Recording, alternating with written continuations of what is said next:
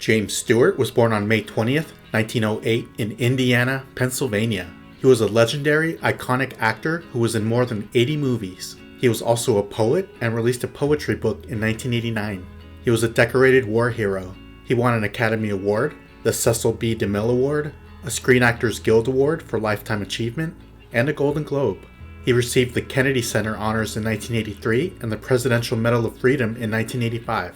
He began acting in college. He graduated from Princeton University in 1932 with a degree in architecture. He began acting in plays, and in 1935 he was in his first film called The Murder Man.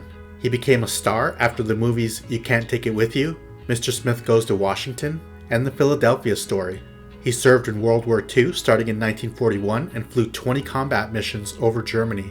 He was in the Army and the Air Force Reserves for 27 years. He was an observer on a B-52 bomber in one mission during the Vietnam War. His first movie after World War II ended was It's a Wonderful Life. Released in 1946, he played the protagonist George Bailey. He suffered from what we now call PTSD, and some say it was apparent with his emotional performance. I still watch it every year when it's on TV. What about you? The films Vertigo and The Spirit of St. Louis followed, and his acting career flourished. Later on, he was in 2 TV shows called The Jimmy Stewart Show and Hawkins. He was married once and had 4 children. 2 were adopted from his wife's previous relationship. In 1996, he was supposed to have his pacemaker battery replaced, but he decided not to. He died in 1997 from a pulmonary embolism, which is a blockage of an artery in the lungs by a substance that is moved from elsewhere in the body through the bloodstream. He was 89 years old. Donna Reed was born on January 27, 1921 in Denison, Iowa. Her birth name was Donna Belle Mullinger. She was an actress. She had great success on TV and in movies.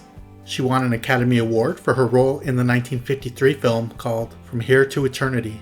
Her show, called The Donna Reed Show, ran from 1958 to 1966, and she won a Golden Globe for it. She was in one of my favorite movies called It's a Wonderful Life. Released in 1946, it's an iconic film.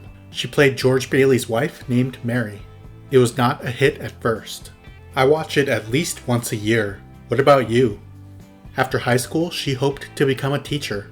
While attending Los Angeles City College, she was named the campus queen for her beauty. She was offered a few screen tests and made her film debut in the 1941 movie called The Getaway. The studio changed her last name to Reed. She never liked it. She was a popular pinup girl during World War II. Some of her other movies included The Courtship of Andy Hardy, The Man from Down Under, Raiders of the Seven Seas, and The Benny Goodman Story, just to name a few. Later in life, she appeared on the TV shows The Love Boat and Dallas for one season. She ended up suing the producers of Dallas after being fired when the original actress she replaced wanted to be back on the show. She won over $1 million. The Donna Reed Foundation was created in her honor. It gives away scholarships, and there's a performing arts festival held in her hometown. She was married 3 times and had 4 children. She died in 1986 from pancreatic cancer. She was 64 years old. Henry Travers was born on March 5, 1874 in England. His birth name was Travers John Haggerty. He was a wonderful actor. He loved acting in plays in both England and on Broadway. He was nominated for an Academy Award for his role in the 1942 film called Mrs. Miniver. His most recognized role was as the bumbling, befuddled guardian angel named Clarence Oddbody in the 1946 classic film called It's a Wonderful Life. He was an AS2, or Angel Second Class. He helped George Bailey realize just how many people he helped. The movie originally bombed, but now people recognize how great it was. His first film role was in the 1933 movie called Reunion in Vienna. Some of his other films included The Invisible Man, Dark Victory, The Bells of St. Mary, Shadow of a Doubt, and High Sierra, just to name a few. He retired in 1949. He was married twice and had no children. He died in 1965 from arteriosclerosis, which is hardening of the arteries. He was 91 years old.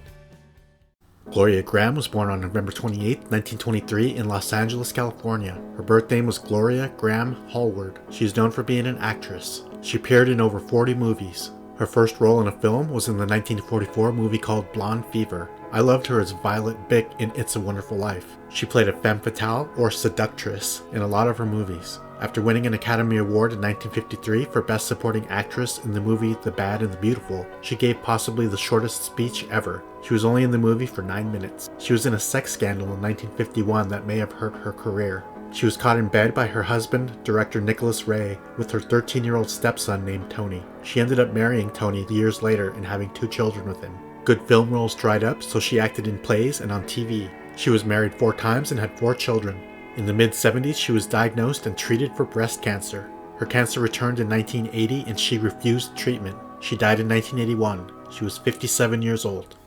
Lionel Barrymore was born on April 28, 1878 in Philadelphia, Pennsylvania. His birth name was Lionel Herbert Blythe. He was a legendary actor, author, artist, composer, and a director. He won an Academy Award in 1931 for his performance in the movie called A Free Soul. He came from an acting dynasty which included his parents, his brother John, and his sister Ethel. Drew Barrymore is the grandniece of Lionel. He made his screen debut in the 1912 film called The New York Hat. Most people recognize him from the classic 1946 film called It's a Wonderful Life. He played the antagonist, Mr. Potter, who was a warped, frustrated old man. He acted and directed a lot during the silent film era. He suffered from arthritis, and after breaking his hip in 1938, he mostly used a wheelchair. He played Ebenezer Scrooge on the radio from 1934 to 1953. Some of his other movies included Key Largo, Treasure Island, You Can't Take It With You, and Dr. Kildare, among many others. He was married twice and had 2 children who sadly both died in infancy. Lionel died in 1954 from a heart attack. He was 76 years old. Thomas Mitchell was born on July 11, 1892 in Elizabeth, New Jersey. He was a wonderful character actor. He also wrote and directed a few plays. He was the first male actor to win an Academy Award, a Tony, and an Emmy. He had many great roles in a lot of classic movies. One of my favorites was when he played Uncle Billy in the 1946 film called It's a Wonderful Life. He played Scarlett O'Hara's father in the 1939 epic movie called Gone with the Wind. He originally planned for a career in journalism, but acting seemed more fun. He started out on Broadway, and his first film role was in the 1923 movie called Six Cylinder Love. Some of his other films included Stagecoach, Mr. Smith Goes to Washington, Lost Horizon, The Black Swan, High Noon, The Outlaw, The Hurricane, and The Hunchback of Notre Dame, just to name a few. He concentrated on television and plays the last decade of his life. He was married twice and had 1 child. He died in 1962 from peritoneal mesothelioma, or in other words, abdominal cancer. He was 70 years old. Bobby Anderson was born on March 6, 1933 in Hollywood, California. Later in life, he went by the name Robert J. Anderson. He was an actor, director, and a producer. He is best known for playing the young George Bailey in the 1946 film called It's a Wonderful Life.